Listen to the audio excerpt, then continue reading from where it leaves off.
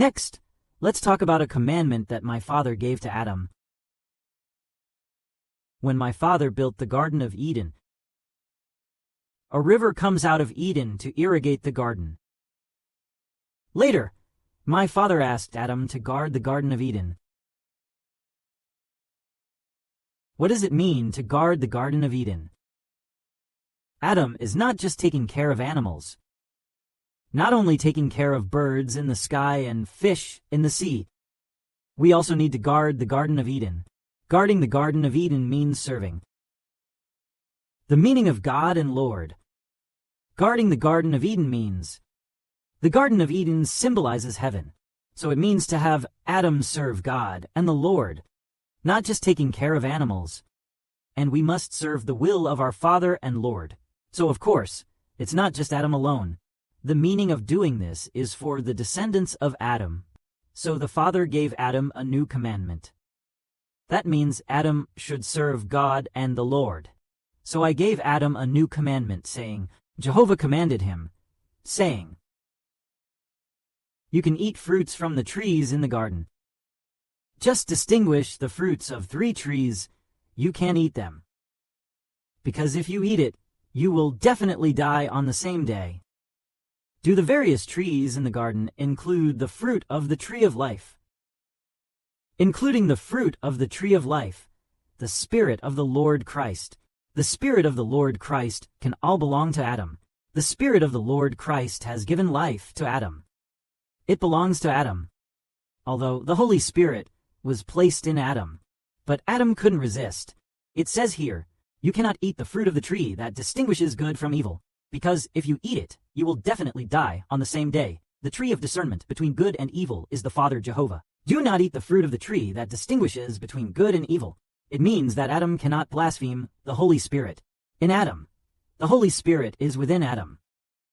Adam distinguishes between good and evil, not following one's own spirit, following the will of the Holy Spirit. We obey God's will in everything we do. That is to say, when a person possesses the Spirit of God, people will know that this matter belongs to God's will. That thing is God's will. People will know. For example, Brother Heber has the spirit of his father. Brother Heber understands. Now is the time to spare no effort in building the temple. It's when I try my best to create songs with all my might, and also knew in my heart that we would soon finish creating a song. Afterwards, the work of the gospel began. That is to say, the Spirit of a Father who does everything will make people know that it is good. For example, now work hard to create songs. The name of the Lord who comes to honor the Father is good. It's good. It's good. If you don't do it, it's evil. Is it? Is this discernment of good and evil one's own intention? Or does it mean the Holy Spirit? It's God's will. That is to say, inevitable. It means irresistible. We must obey the will of the Holy Spirit. Do not eat the fruit of the tree that distinguishes between good and evil. Refers to, what about Adam? Whatever you do, you cannot resist the will of the Holy Spirit. Eating it will surely lead to death on the same day. Refers to, on the day of resisting the Holy Spirit, one will perish. On that day, he became a dead person. This dead person, it doesn't mean the body will die immediately. Refers to, the spirit in Adam, to become a lifeless spirit, although his body is still alive. But there is no wisdom of God inside. There is no meaning of God's life. So this way we understand. We used to be dead people.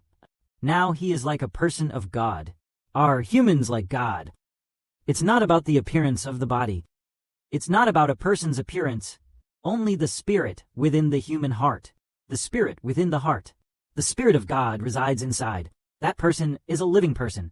It means being able to follow God's will. Distinguish between good and evil. But what about people without the Holy Spirit? People should follow their own will. Distinguish between good and evil. Let's give an example. Let brothers and sisters understand. Let's give an example.